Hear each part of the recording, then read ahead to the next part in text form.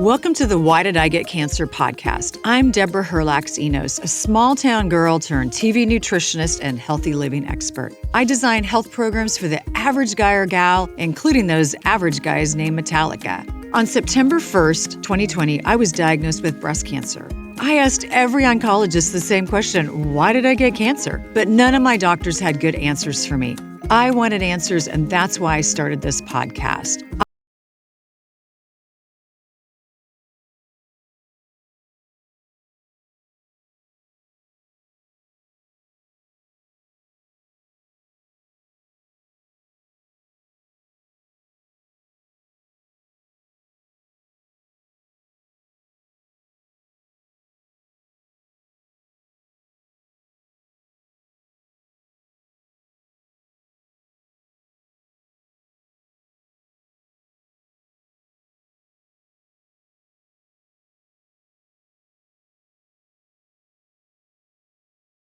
To Why Did I Get Cancer? I am geeking out from a nutrition standpoint, Ancestral Nutrition, because today's guest is Holistic Hilda, and I have been listening to her podcast constantly for probably the last 2 years. I'm not quite sure how I found you, other than I'm a fan of Weston A. Price. So welcome to Why Did I Get Cancer? Deborah, thank you so much for having me. I'm thrilled. I'm thrilled too, and we've already been talking for a bit, and I wish we had recorded it because I just feel like if we lived near each other, we would be pals. And so we can be distance pals, and someday we're going to meet. But so we were talking a little bit about my story, and I thought Hilda had a really interesting comment because I am into ancestral wisdom with eating and lifestyle, and I grew up on a farm. She was asking me, why did I plunge into a mastectomy? And I will tell you that when you hear the C word, not COVID, but cancer, but maybe with COVID too,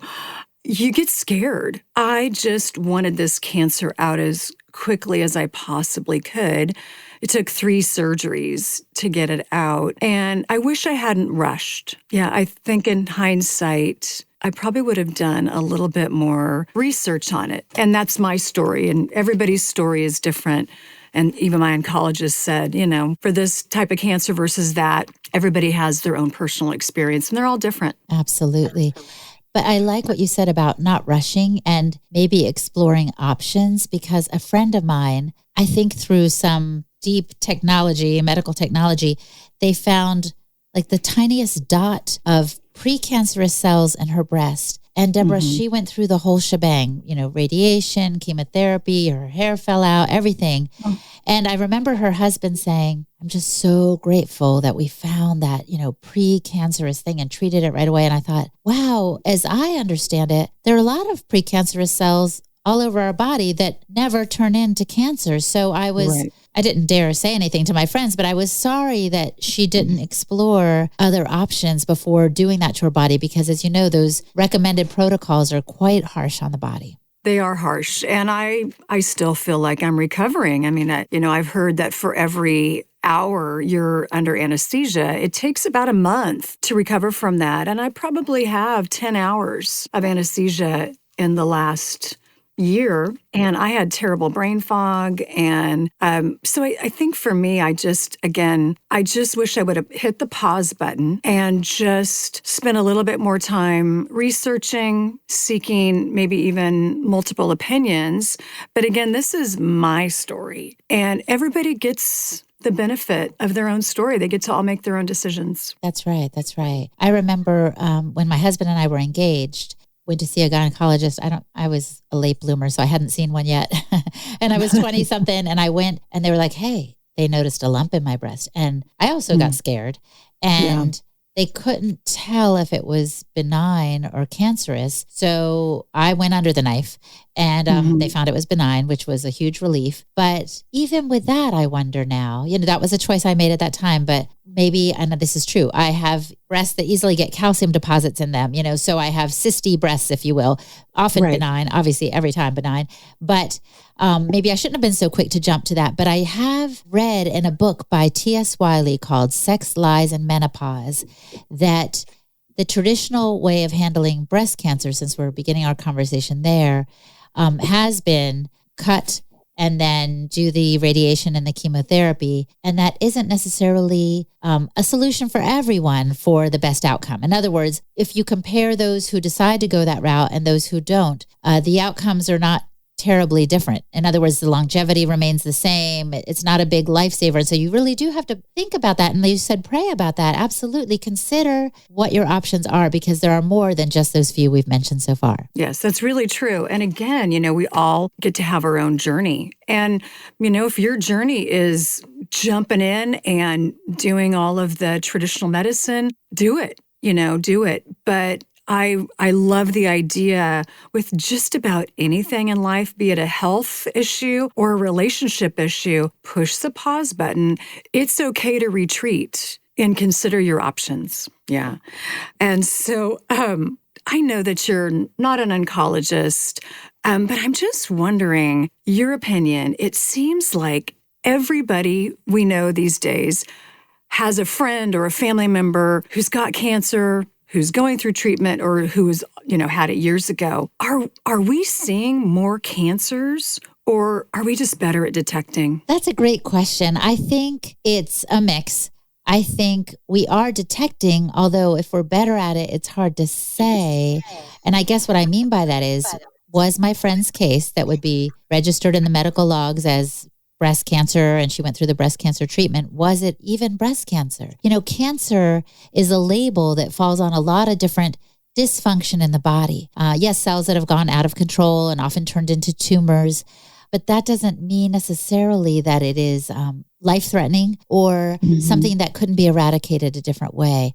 I have a friend that they found this huge tumor in his lung. And, after they pulled it out, Deborah, I'm pretty sure, actually I'm positive, he went back to his same lifestyle. I say, rather than just pulling the thing out and trying to get rid of it, let's look a little bit more at what might have been the cause of it. And I know your whole podcast is, why did I get cancer? So it may be that you might not find an answer, but you may, because there are many factors that can create imbalance in the body that lead to cancer. Not just our diet, but also our environment, our relationships, and so forth. They can all lead to an imbalance or a dysfunction that could give you that label that may or may not be necessarily helpful. Right.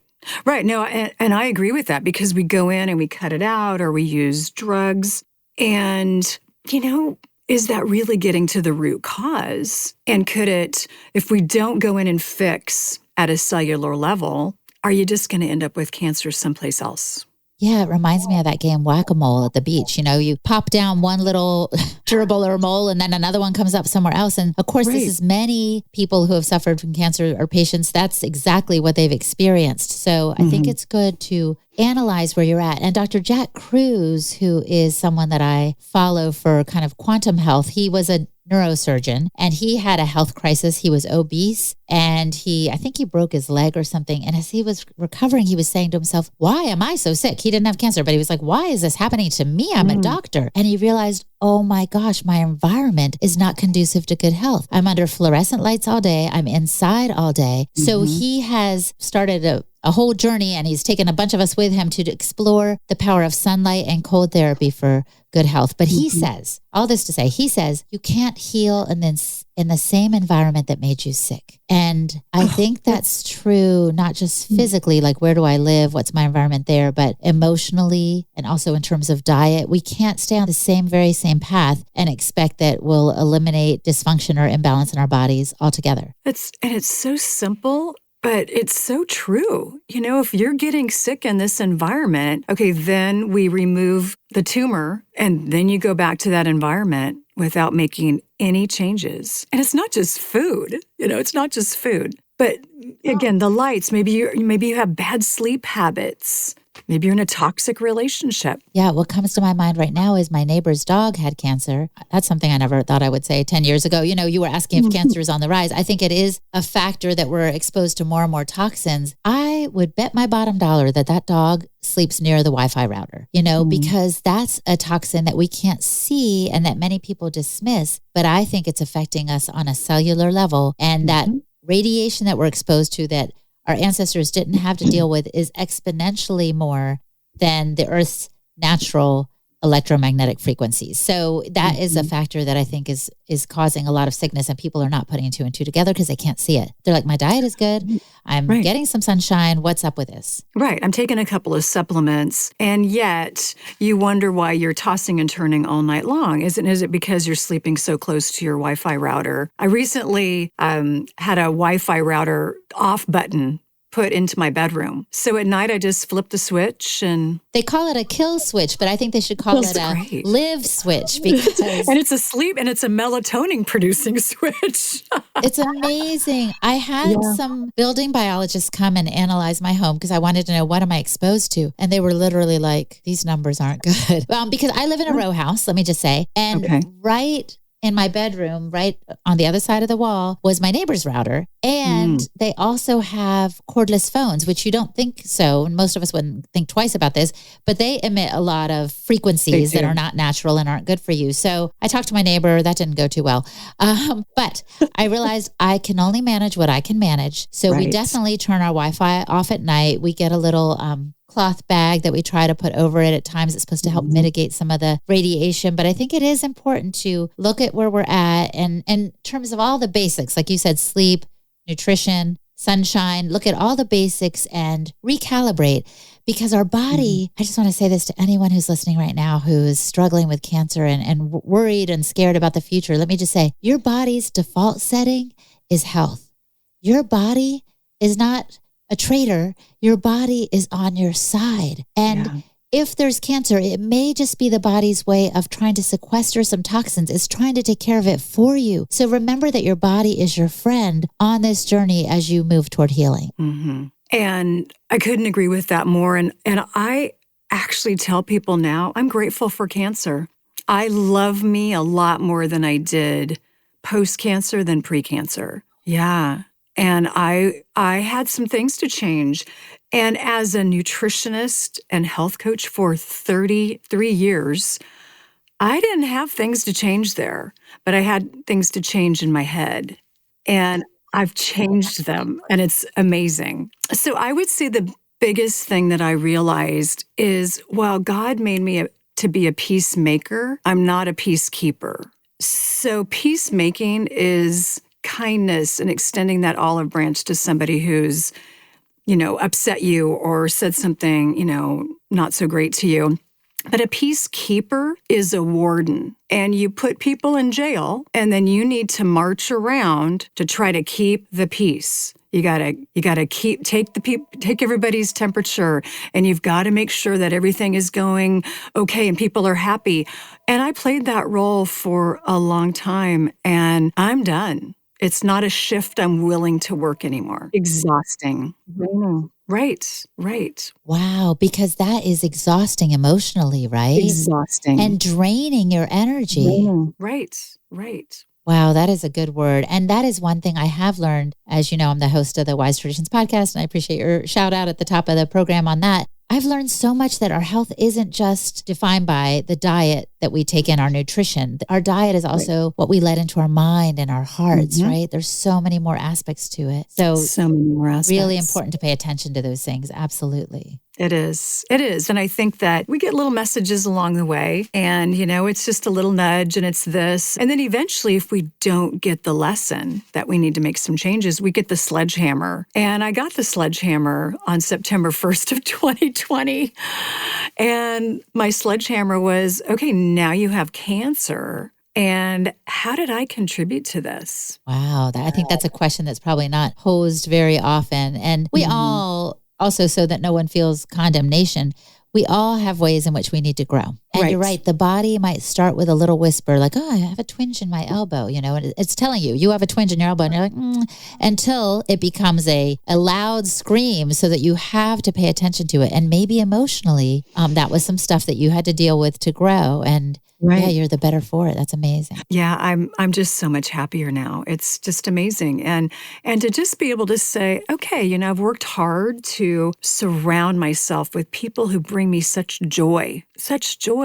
And I guard that fiercely. And I don't The old adage of when people show you who they are, believe them the first time is really true. And so I surround myself with people who encourage me and bring me up, and I just avoid the ones who do not. And did you know that one of the best predictors of a positive outcome with treatment of cancer is familial support? In other words, that community that we have around us, whether they are blood relatives or not, can make a world of difference to our spirit, to our mindset, to the outcome of a physical ailment. Wow. Yeah, I believe it. I've walked through it, and I 100% believe that. I had so much support, so many, flower deliveries. And when I did make the decision to go ahead and move forward with the mastectomy, my book club, great group of ladies, decided to have a goodbye boobie party for me. Complete with boob cake. Oh my gosh. So you know what? You have to laugh. What are the other options? Laughter just boosts your immune system. So I'd much rather do that. 100%. Yeah, they've done studies that when you laugh or you're joyful, your T cells are raring to go. And that kind of equips your immune system with the support it needs to function well and to have that balance we were talking about earlier. Yeah, it's so important. And again, it's just not talked about. But I wanted to ask you another question. What's changed in our world and lifestyle that seems to be contributing to higher cancer rates? Well, I would definitely say stress. You know, for a long time, cholesterol was thought of as the factor in causing heart attacks. And other studies have indicated that it's actually stress. And think about it. You've heard of people having heart attacks when, like they'll say, don't give me a heart attack if you surprise me or startle me, right? It's a stress response. So our life, we thought by getting more modernized, what they said when the washing machine came around, they thought women would have much more free time. They wouldn't have to be washing clothes by hand. So they'd just be relaxing. Right. That didn't prove to be true. It's sitting around eating bonbons. The more gadgets we've added, the faster the pace. And so, I think stress is a big factor in cancer. And I've interviewed an author, Brandon LaGreca, who wrote a book about cancer and mindset. I'll try to publish this one soon since we're having this conversation. It's in the queue, but he talks very much about our need to learn some ways to manage stress because this is the world we live in. And so our ancestors, for example, would have that acute stress of a leopard is chasing me, let's say, or you're on the hunt. So your heart is beating fast and you're trying to get that prey. Okay, that's one thing. And then they would go relax by the fire once they got it or didn't get it. They'd go home and more of their life was not spent in that fight or flight mode. But our lives are like, oh my gosh, I don't even know. I want to say 70%, but it's probably higher in that mode, which elevates the cortisol, suppresses the immune system function, and so forth. I know I'm telling you things you already know, but I think it's really critical for us to look for ways to lower that stress because it doesn't seem to be getting any lighter on its own. I think you're absolutely right. And I think in this season of COVID and fear and censorship, I feel the stress and I know what to do, but yeah. Last night on my way home from work, I was listening to the radio and I thought, well, let me just tune into one of these news stations. By the time I got home, Deborah, I felt so dejected and despairing. Whatever you think of the source of the virus and how things are going, the news is a buzzkill. I was like, I don't need this in my life. So my diet, at least for the rest of this month, I'm going to make a strong effort to not listen. And I mean my diet, what I'm letting into my mind and my heart and my spirit. I am not going to be listening to that. Why? Because it just drags me down. And if I didn't have that news, I would still be enjoying the company of my family and enjoying my conversations with friends like you. And, I don't need that in my life right now. And just imagine the individual who is taking all that in and has no other connections with people. Like that's super discouraging and disheartening. And listen to that word too. Discouraging, taking away your courage and your strength. Disheartening, weakening your heart. So we don't want to go there. Wow. But you're right. I've never thought about that. Discourage, disheartening. That doesn't set you up to battle disease, illness, or traffic. Right. None of the above. No, exactly. None of the above. But Deborah, I want to mention, since you said the word battle, this is one thing I've learned a little bit through talking to health experts and such about all things related to wellness, including cancer, is that what if instead of a fight against disease or cancer or what have you, COVID, what if we looked at our bodies as a garden where we wanted to cultivate health? Like I can even just feel in my own spirit as I think about a battle versus gardening, the difference in my spirit, you know what I mean? So now you spent many, many years cultivating health and still you had to fight at one point or another. But I like that idea. Like, let's tend to our bodies. Let's cultivate health so that it doesn't become a battleground. I really like that. And when I think about what people said to me during my cancer season is, she's deep in the battle. She's deep in the battle. And there were days, absolutely, it felt like a battle to even get out of bed or, dealing with cancer during COVID when my husband would no longer be allowed to go to the hospital with me. That felt like a battle. It did feel like a battle. But when I was home in my quiet time, I didn't want to battle. Battling is exhausting. 100%, 100%. And tending the little things, and I know we'll get to this in a little bit, like the little ancestral hacks and self-care steps we can take to build a strong kind of wall of defense so we don't have to battle. Those things bring joy, getting out in the sunshine, eating food that's nourishing. I just had the most amazing lunch with farm fresh eggs and farm fresh sausage and some tomato sauce. It was amazing. And it wasn't fancy. It just nourished me deeply. So that's the kind of thing that we want to have more of in our life. And that's actually a simple way to detox. I was mentioning earlier that I think the source of cancer is a lot of toxins in our in and around our bodies. So detoxing may be just making simpler choices that actually nourish you rather than letting other things into your body.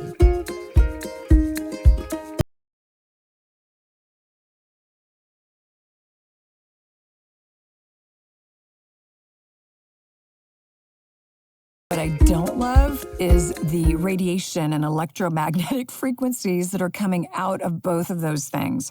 So all of a sudden, I got this ad on Instagram about this product called Wave Block. Honestly, it seemed too good to be true. So I called the owner. His name is Ben, and we had an amazing conversation about this product he created basically to protect his kids from EMFs that were coming out of cell phones and headphones and you name it. He explained the whole process to me, how he took it to Europe to get it tested, and how it really can block the EMFs that are coming out of our devices. So I've got a great coupon code for all of our listeners today. Go to the Wave Block website. It's in today's show notes. Use the code ENOS20, and you can get 20% off of his products. Two of the products that I'm currently using are his wraparound Wave Block for my AirPods, and then I also just got a new cell phone, and he has a sticker that can go on the back of the cell phone that is also going to help to knock down the EMFs. It just gives me a little bit more comfort, I think, with using these items. Go to today's show notes.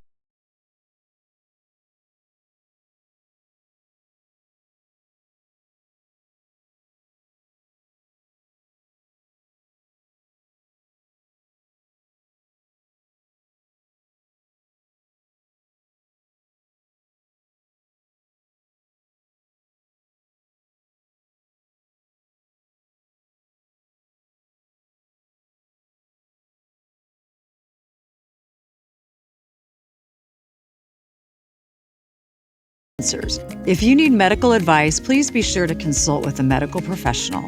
And thank you for listening.